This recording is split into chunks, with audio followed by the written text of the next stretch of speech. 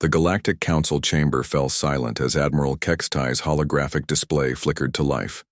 The blue-skinned Vorthon's 4 eyes widened in disbelief as sensor data streamed across the massive screen.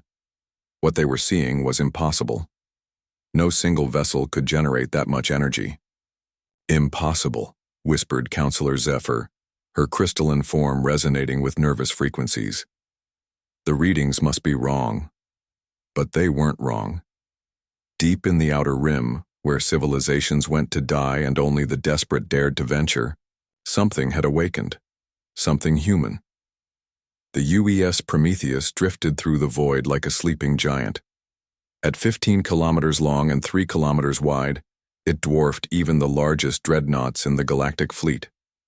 Its hull was scarred black from 1,000 battles, adorned with markings in dozens of alien languages, all saying the same thing. "Stay away." Captain Sarah Chen stood on the bridge, her weathered hands gripping the command rail. At 45, she carried the weight of humanity's last hope on her shoulders. Her dark eyes reflected the starfield beyond, but her mind was focused on the tactical display before her. "Captain," called Lieutenant Marcus Torres from the sensor station, his voice tense. "We're picking up massive fleet movements in the Centauri sector. The hegemony is mobilizing." Sarah's jaw tightened. The hegemony, a brutal alliance of 12 species that had crushed every opposition in their path for the last century. They'd already glassed 6 human colonies. Now they were coming, for Earth itself. "How many ships?" Sarah asked, though she dreaded the answer. 3,000 confirmed contacts. Possibly more. The bridge crew exchanged worried glances. 3,000 ships, against humanity's scattered fleet of maybe 200 vessels, most of them outdated and outgunned. It should have been impossible odds, but Sarah Chen had a secret. The Prometheus wasn't just any warship. It was humanity's final gambit, a weapon so devastating that its very existence was classified beyond the highest security levels. A weapon that the Galactic Council had spent decades trying to ban before it could ever be used. "Ma'am," Torres continued, his voice barely a whisper, "they're demanding our surrender. They say if we stand down now, they'll make Earth's death quick." Sarah turned to face her crew. These weren't just soldiers.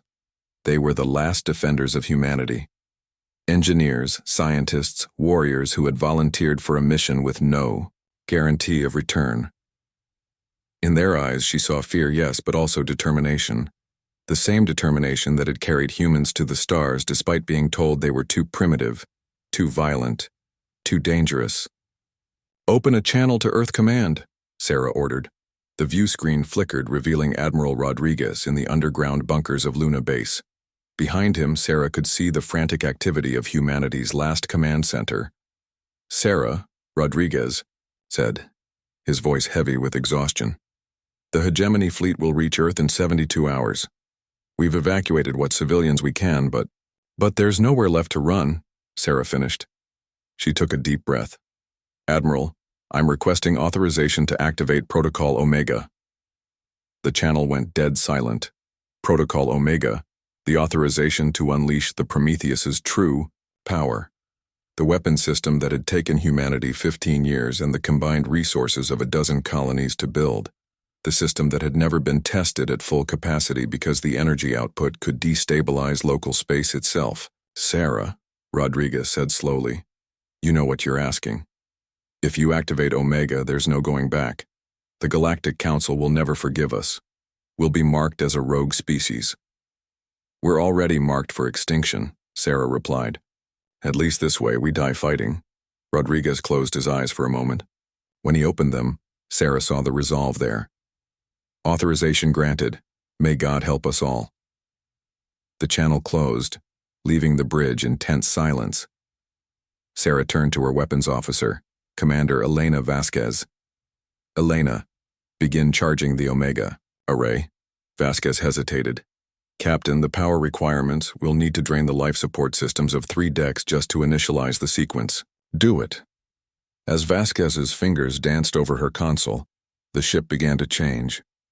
Deep in the Prometheus's core, systems that had slept for years began to awaken. Energy conduits that had never carried full power started to hum with barely contained force. The ship's lights dimmed as every available joule was redirected to the weapon that could save humanity, or destroy them all. On the far side of the galaxy, in the pristine halls of the Galactic Council, emergency sessions were being called. Admiral Kextai stood before the assembled representatives of 47 species, his holographic display showing energy readings that defied physics. "The humans have activated something," he announced, his voice echoing in the vast chamber. "Energy signatures indicate a weapon system with a theoretical output of..." He paused, double-checking his readings. 17 terawatts per second. The chamber erupted in chaos. 17 terawatts. Enough energy to crack a moon.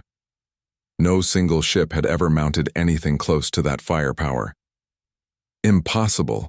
shrieked Counselor Vex, the insectoid representative striking the floor with his chitinous claws. "The humans barely have FTL technology. They can't possibly have created something that powerful."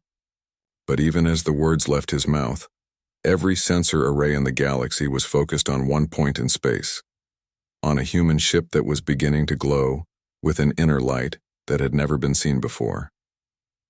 Back on the Prometheus, Sarah watched the charging sequence with growing amazement and terror.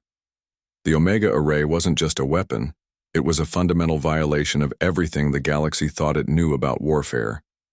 While other species had focused on shields and armor, humanity had taken a different path. They had learned to harness the same forces that powered stars. Charging at 40%, Vasquez reported, hull temperature rising across all sections. The ship was literally heating up from the inside out. Warning lights flashed as systems approached their operational limits. In the engineering section, Chief Engineer Commander Jackson Hayes watched his displays with grim fascination. "Captain," Hayes called over the comm, "the quantum containment field is holding, but just barely. If we lose containment at full charge, we'll take half the solar system with us," Sarah finished. "Understood. How long until full charge?" 6 hours, assuming nothing explodes first. 6 hours. The hegemony fleet would be in sensor range in 8. It would be close, but it might just work. But Sarah had another problem. 3,000 enemy ships were too many targets for even the Omega Array to handle at once. She needed to draw them, and get them close enough that one shot could cripple their entire fleet. "Torres, set course for the asteroid belt between Jupiter and Mars. Maximum burn." "Captain?" Torres looked confused. "That'll put us right in their path." "Exactly." Sarah smiled grimly. "If they want to destroy Earth, they'll have to go through us first. And when they get close enough to count the rivets on our hull, we'll show them why humanity earned its reputation as the galaxy's most dangerous species." As the Prometheus changed course heading toward its date with destiny, the Galactic Council's emergency session reached a fever pitch. Species that had been enemies for millennia suddenly found themselves united by a common fear. What if humans had actually done it? What if they had created a weapon that could shift the balance of power in the galaxy forever? Counselor Zephyr's crystalline form pulsed with urgent light patterns. "We must contact both fleets immediately. If the humans activate this weapon, the energy release could destabilize jump space across 3 sectors." But even as she spoke, they all knew it was too late. The wheels of war were already in motion, and somewhere in the darkness between worlds, humanity's last gambit was charging toward full power. The weapon that had taken 15 years to build and had never been tested would decide the fate of an entire species. And perhaps the balance of power in the galaxy itself. Chapter 2.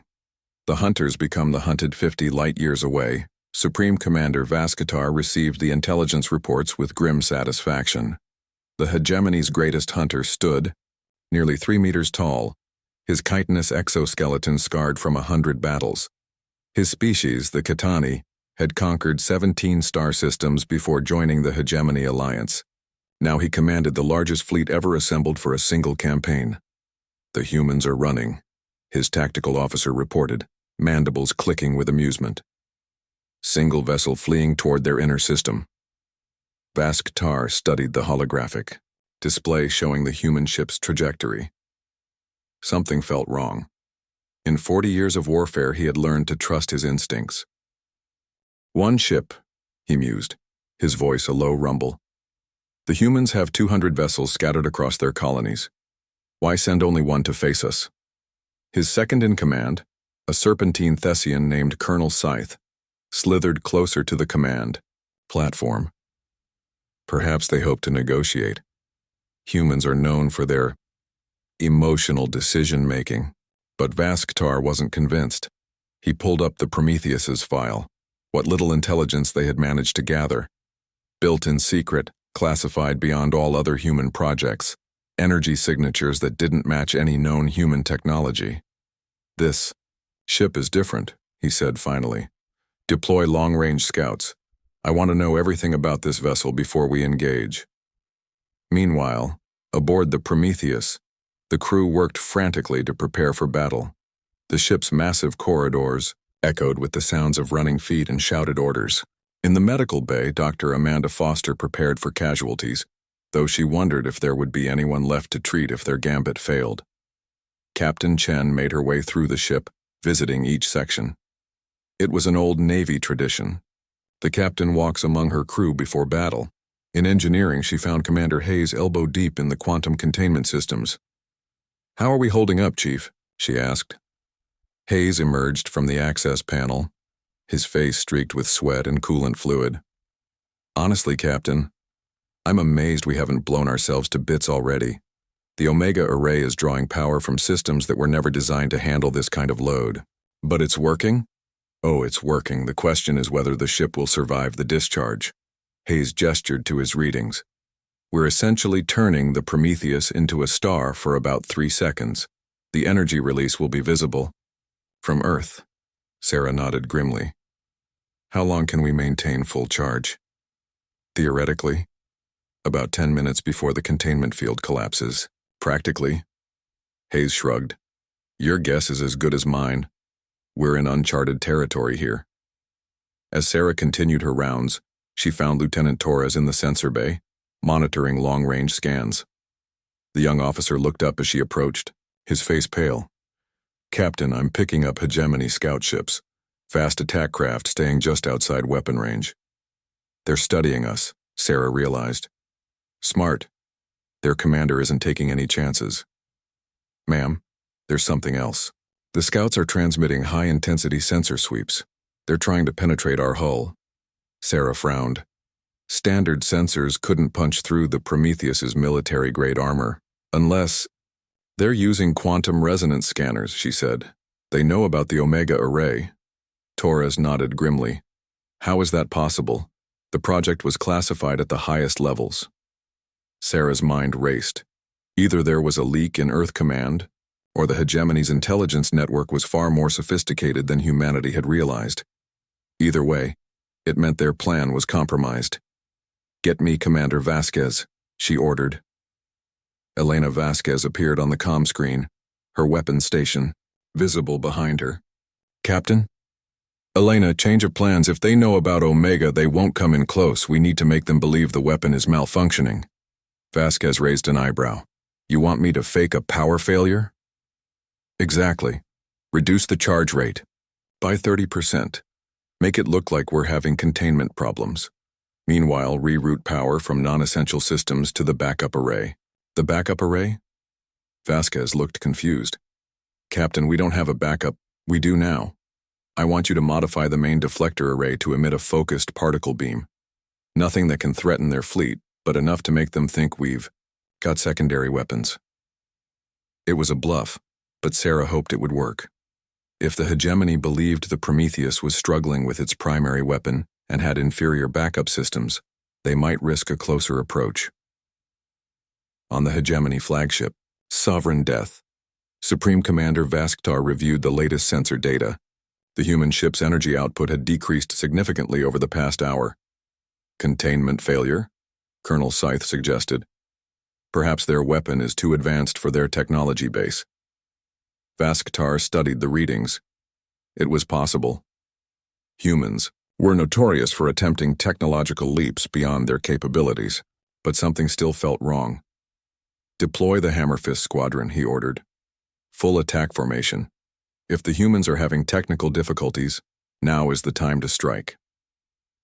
The Hammerfist Squadron, 12 heavy cruisers armed with planet-killer torpedoes, detached from the main fleet. They would test the human ship's defenses and, if possible, destroy it before it could bring its mysterious weapon online. Aboard the Prometheus, alarms began blaring as the enemy squadron appeared on sensors. 12 heavy cruisers closing. Fast, Torres reported. They'll be in weapons range in 20 minutes. Sarah felt a cold smile cross her lips. Perfect. Elena, what's our status on Omega? 70% and climbing, despite the false readings we're broadcasting. The cruisers are coming in exactly the formation we hoped for. Sarah studied the tactical display. The 12 cruisers were approaching in a tight diamond formation, perfect for maximizing their combined firepower, but also perfect for what she had in mind. All hands, this is the captain, she announced over the ship's comm. Battle stations. We are about to engage the enemy. Remember, we're not just fighting for ourselves. We're fighting for every human who ever dared to reach for the stars. In the depths of space, the Hammerfist Squadron closed the distance to the human ship. Their commander, Captain Grextel, was confident in his superiority. 12 against 1. Even against an unknown weapon, the odds were in his favor. Target their engine section, he ordered. Disable them first, then we'll board and discover their secrets. But as the squadron entered weapons range, something extraordinary happened. The Prometheus didn't try to run or maneuver defensively. Instead, it began to turn toward them, presenting its full broadside. Foolish humans, Grextel muttered. All ships open fire. Hundreds of energy beams and torpedoes streaked toward the human ship. The Prometheus's shields flared to life, absorbing the initial barrage. But Sarah had no intention of trading. Shots with 12 cruisers. Elena now. Commander Vasquez's fingers flew over her console. Omega at 85% firing. What happened next had never been seen in galactic warfare. The Prometheus didn't fire conventional weapons. Instead, its entire forward section seemed to tear open reality itself. A beam of pure energy, not laser, not plasma, but something far more fundamental, lanced out toward the squadron. The beam struck the lead cruiser and simply erased it. Not destroyed, not vaporized, erased. Where there had been a warship with a crew of 800, there was now empty space. The beam continued through the formation, touching 4 more ships before dissipating. In the span of 3 seconds, 5 hegemony cruisers had ceased to exist. The surviving ships scattered in panic, their crews struggling to understand what they had witnessed. Captain Grextel stared at his sensors in disbelief. Impossible, he whispered. Nothing can generate that much destructive power. But even as he spoke, he was already transmitting the battle data back to the main fleet. Supreme. Commander Vasktar needed to know what they were facing. Aboard the Prometheus, the crew was equally stunned. They had known the Omega array was powerful, but seeing it in action was something else entirely. Damage report, Sarah called out, her voice steady despite her racing heart. Hull integrity at 96%, Hayes reported from engineering. Some minor overloads in the quantum containment system, but we're still operational. And the array? Recharging now. We'll be ready for another shot in 40 minutes. Sarah nodded. 1 shot, 5 ships destroyed. But they were facing 3,000 enemy vessels. Even the Omega array couldn't handle those odds. Torres, what's the reaction from the main fleet? The sensor officer's face was grim. They've stopped their advance. All ships holding position at maximum sensor range, but, Captain... He paused, checking his readings again. I'm detecting massive power buildups across their entire fleet. They're charging weapons. Sarah felt her blood run cold. 3,000 ships all preparing to fire at once. Even the Prometheus couldn't survive that kind of barrage. Time to weapons range? At their current position? 6 hours. But Captain, they're not staying put. Long-range sensors show them forming into attack formation. When they come, they'll come all at once. The trap had worked too well. By demonstrating the Omega array's power, Sarah had convinced the hegemony to abandon any pretense of tactical subtlety. They were going to rush the Prometheus with everything they had, accepting massive losses to ensure the human ship's destruction. It was, Sarah realized, exactly what she would have done in their position. But it meant humanity's last gambit was about to face its ultimate test. "All sections, prepare for maximum effort," she announced. "We're about to see if one ship can stand against an empire." Chapter 3. The Physics of Impossible. The Galactic Council's emergency chambers had never seen such chaos. Representatives from 47 species shouted in dozens of languages as the holographic replay showed the impossible. 5 hegemony cruisers simply ceasing to exist. "This violates every known law of physics," screeched Counselor Vex, his insectoid form trembling with rage. "No weapon can delete matter from existence." Admiral Kextai manipulated the holographic display, zooming in on the moment of impact. The energy beam appears to be manipulating quantum field structures at the subatomic level. It's not destroying the ships. It's converting their matter directly into energy. The revelation sent a chill through the chamber. Every species present understood the implications.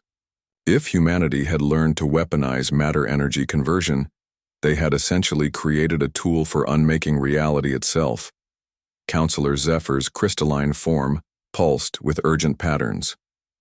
"We must intervene immediately. If this weapon technology spreads, it could destabilize the entire galactic balance of power." "The hegemony will never agree to a ceasefire now," replied Counselor Thane, the elderly Zentorian whose species had been neutral for 3 centuries. "They've lost face. Their entire military doctrine is based on overwhelming force. If a single human ship can destroy 5 of their cruisers..." He didn't need to finish the sentence, everyone understood. The hegemony's reputation for invincibility was their primary weapon. If that reputation cracked, their entire empire could fragment within a decade. But on the bridge of the Prometheus, Captain Chen was focused on more immediate concerns. The hegemony fleet had begun moving again, but their formation was unlike anything in the tactical databases. "They're not coming in waves," Torres reported, his voice tight with tension. "The entire fleet is forming a sphere around our position. They plan to hit us from all directions simultaneously." Sarah studied the tactical display with growing concern. A sphere formation meant no matter which way the Prometheus turned, enemy ships would have clear firing lines. The Omega array could punch through the fleet in one direction, but that would leave them exposed to attack from the other 11. "How long until they're in position?" 4 hours, 17 minutes, not enough time for multiple Omega discharges. The weapon's recharge cycle was their biggest limitation. Sarah turned to her communications officer. "Open a channel to Earth." "Command." Admiral Rodriguez appeared on screen looking like he'd aged 10 years in the past day. Behind him, Sarah could see the frantic activity of humanity's command bunker. "Sarah, we've been monitoring the battle. The entire galaxy is watching. The Galactic Council is demanding both sides stand down." "Fat chance of that happening," Sarah replied grimly. "The hegemony is positioning for a final assault. 3,000 ships in a sphere formation. Admiral, if we don't break them here, they'll reach Earth in 36 hours. Rodriguez closed his eyes. "What do you need?" "Miracles, mostly, but I'll settle for the location of every human ship still operational." "Why?" Sarah's smile was predatory. "Because I have an idea. But first I need to talk to someone who understands quantum physics better than anyone else in the fleet." 20 minutes later, Dr. Elena Vasquez stood in the captain's ready room alongside the ship's chief science officer, Dr. Marcus Webb. Webb was young for his position, barely 30. But his theoretical work on quantum mechanics had earned him a place on humanity's most classified project. "Doctor," Sarah began, "I need to know if it's possible to modify the Omega array's field resonance." Webb looked puzzled. "Modify it how, Captain? Instead of a focused beam, can we create an expanding sphere of quantum disruption?" Both Webb and Vasquez stared at her. Finally, Webb found his voice. "Captain, you're talking about creating a quantum cascade. The energy requirements would be..." He paused, running calculations in his head. "You'd need to drain the entire ship's power grid, life support, artificial gravity, even emergency lighting. Would it work? Theoretically, yes. The quantum field would expand outward at light speed, affecting anything within approximately 50,000 kilometers. But Captain, the power drain would leave us completely defenseless, and the field expansion would be unstable. We might not survive the discharge ourselves. Sarah nodded slowly. How long would it take to modify the array? 6 hours minimum, maybe 8. Too long. The hegemony would be in attack range in just over 4 hours. Unless, what if we don't modify the array itself? What if we modify its target? Webb frowned. I don't follow. Sarah moved to the holographic display showing the incoming fleet formation. The hegemony is forming a sphere around us. What if, instead of targeting their ships, we target the space between us and them? Understanding dawned in Webb's eyes. You want to destabilize local space itself, create a quantum field disruption that would affect anything trying to cross it. Exactly. How feasible is that? Webb was already running calculations on his tablet. Possible, but risky. If we destabilize space-time in this region, the effects could cascade beyond our intended area. We might accidentally damage the Jupiter orbital stations. Sarah felt the weight of command pressing down on her. The Jupiter stations housed 3 million civilians, families of the miners and researchers who worked in the outer system.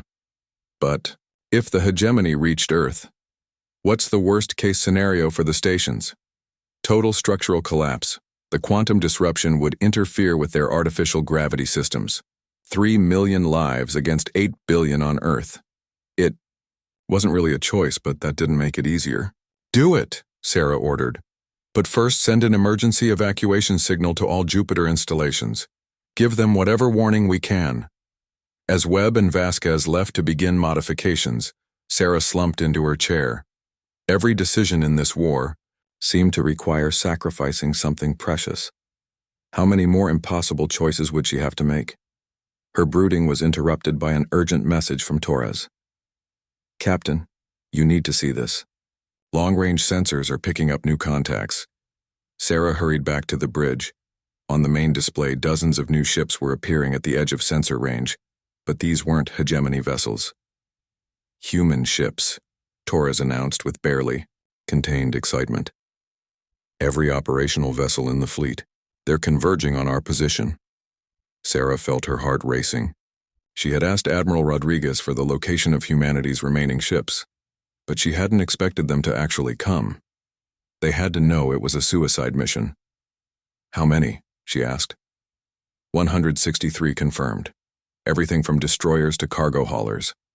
They're all coming to help us make our stand. The communications board lit up with incoming messages. Ship after ship was requesting orders, volunteers from across human space who had abandoned their posts to join the final battle. Sarah opened a fleet-wide channel. This is Captain Chen of the UES Prometheus. To all ships, I don't know what to say. You all know this is a one-way trip. If anyone wants to change their mind, now's the time. The response was immediate and unanimous. Not a single ship changed course. On the Hegemony flagship, Supreme Commander Vascatar watched the human reinforcements arrive with professional interest. 163 ships against 3,000. The humans were still hopelessly outnumbered. Shall we accelerate our attack? Colonel Scythe asked. Vascatar considered it. The arrival of human reinforcements changed nothing tactically, but it did confirm something he had suspected. Humans, despite their primitive technology, possessed something most species had lost, the willingness to die for their beliefs. Maintain formation, he ordered. Let them gather their forces. When we destroy them all at once, it will serve as a lesson to any other species that might consider resistance. But even as he spoke, Vascatar couldn't shake the feeling that he was missing something. The humans were outnumbered 20-1.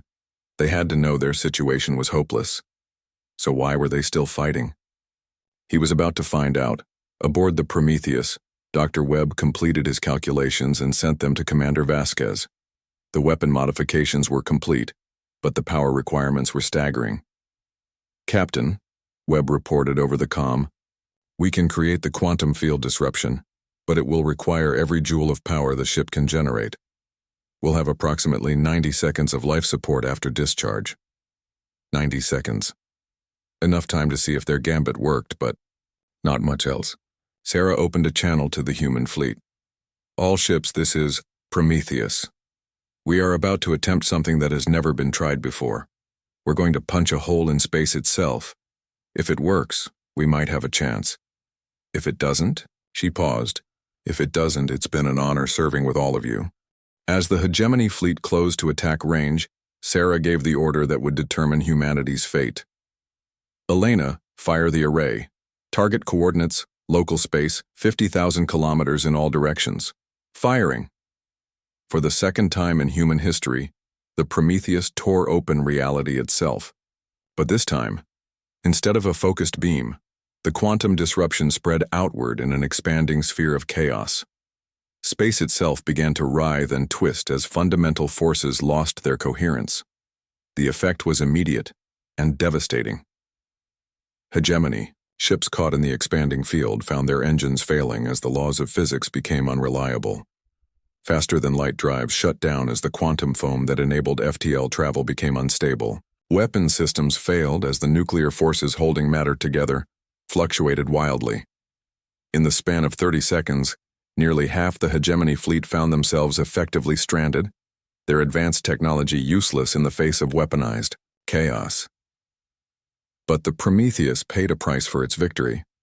As Dr. Webb had predicted, the ship's power grid was completely drained.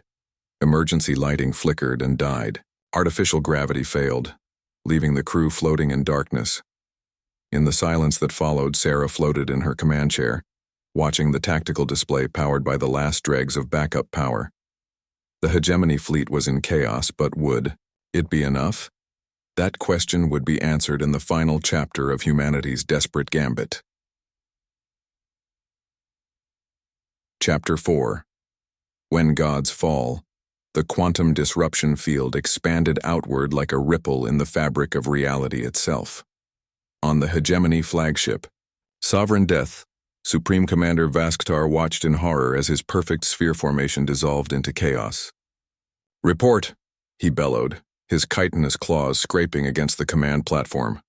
"Sir," his tactical officer stammered, "we're reading massive system failures across the fleet. FTL drives are offline. Weapon systems are experiencing random power fluctuations. It's as if the laws of physics are breaking down." Vasktar stared at the holographic display showing the expanding field of disruption.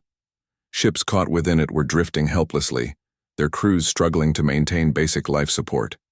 In 40 years of warfare, he had never seen anything like it. "How many ships are affected?" 1,400 and counting, sir. The field is still expanding. Nearly half his fleet, neutralized by a single weapon discharge. Vasktar's tactical mind raced through the implications. Even with the remaining ships, his advantage was severely reduced. And worse, his reputation for invincibility was crumbling. Before the eyes of the galaxy, "All ships outside the disruption field, full attack formation," he ordered. "We end this now before they can fire again." But aboard the Prometheus, Captain Chen was floating in darkness, relying on backup power that would last only minutes. The quantum discharge had worked better than anyone had dared hope, but it had come at a cost. "Status report," she called into the darkness. Emergency lighting flickered to life as Chief Hayes managed to restore minimal power. "Hull integrity holding," he reported, his voice echoing strangely in the reduced gravity. "But Captain, we're running on fumes. Life support will fail in 6 minutes. "What about the Omega array?" "Completely drained. It would take 12 hours to recharge, and we don't have the power reserves." Sarah closed her eyes. They had bought themselves time and taken half the enemy fleet out of action, but it might not be enough. The remaining 1,500 hegemony ships were still more than enough to complete their mission.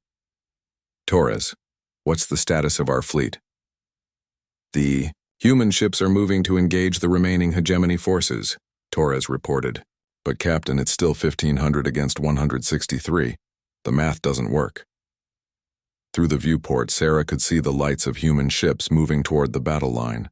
Destroyers, frigates, even converted cargo haulers, mounting whatever weapons they could find. Every ship was hopelessly outgunned, but they advanced without hesitation. "Open a channel to all human vessels," Sarah ordered. The communications array crackled to life, powered by the last reserves. Across the ragged fleet, captains and crews turned to listen to their words. "This is Captain Chen. You all know the odds. You all know what we're facing. But I want you to remember something. 6 months ago, the galaxy told us we were too primitive to join the galactic community. 3 months ago, they said we were too violent to be trusted with advanced technology. Today, they're learning why humans have survived every challenge our homeworld could throw at us." She paused, looking out at the stars where her people were about to die. "We are the descendants of creatures who looked at the ocean and built boats, who looked at the sky and learned to fly, who looked at space itself and refused to be contained by a single world. Today we look at impossible odds and choose to fight anyway, not because we expect to win, but because that's who we are." The channel closed, leaving each ship to face its destiny.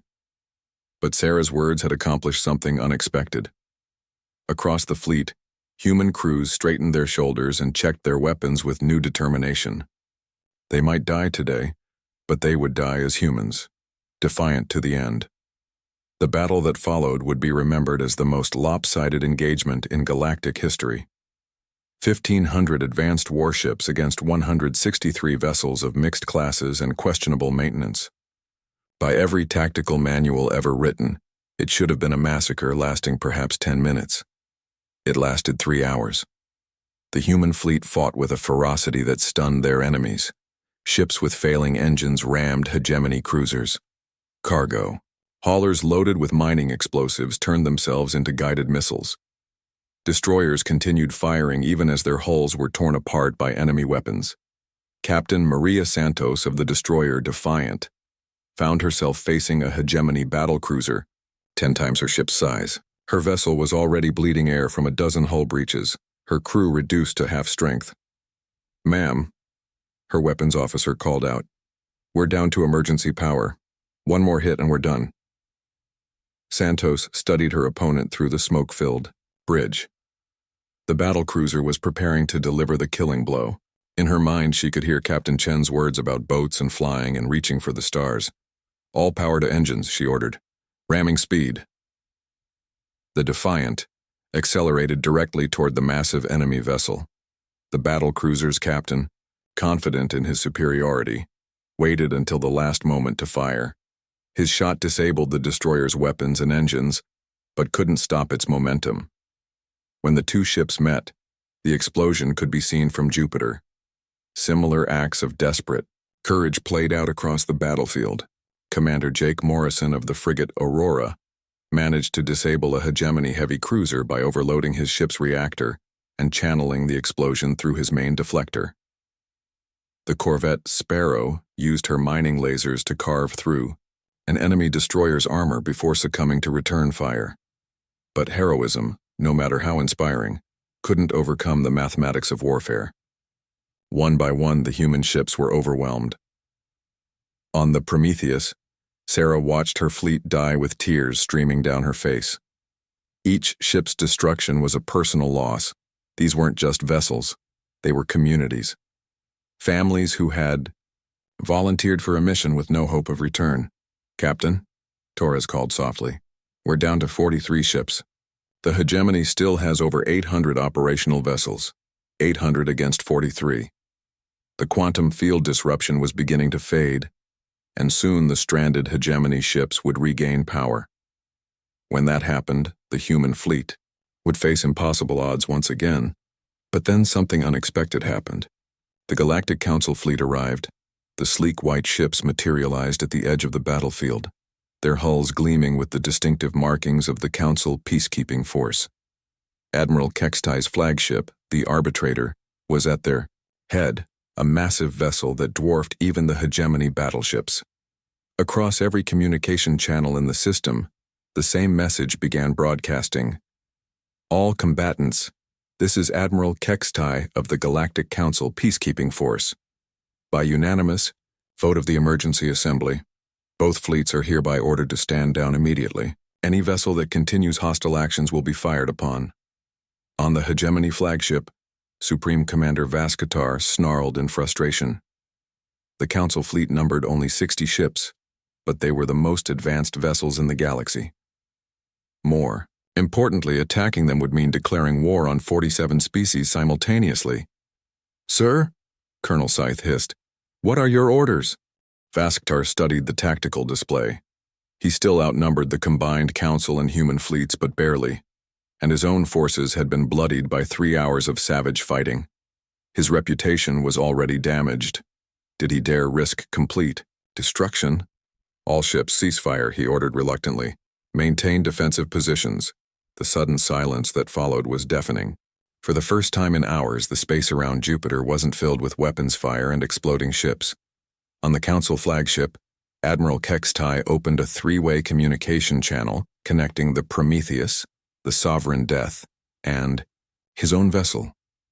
"Captain Chen, Supreme Commander Vascatar," he began formally. "The Galactic Council has reviewed the combat data from this engagement. We have reached several conclusions." Sarah straightened in her command chair, trying to project authority despite floating in emergency lighting. Vascatar's image glowered from his own screen, his chitinous features twisted with barely contained rage. "First," Kextai continued, "the weapon system deployed by the human vessel represents a fundamental threat to galactic stability. The ability to destabilize spacetime itself cannot be allowed to proliferate." Sarah felt her heart sink. They were going to ban the Omega Array. "Second, the conduct of human forces during this engagement has demonstrated capabilities and resolve that were previously underestimated. The tactical innovation displayed by Captain Chen and the sacrifice of the human fleet has impressed even the Council's most skeptical members." Vascatar's mandibles clicked with irritation.